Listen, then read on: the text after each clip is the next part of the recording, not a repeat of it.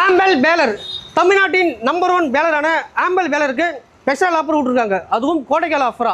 அப்படி என்ன ஆஃபருங்க கேட்டிங்கன்னா நீங்களே ஷாக் ஆகிடுவீங்க.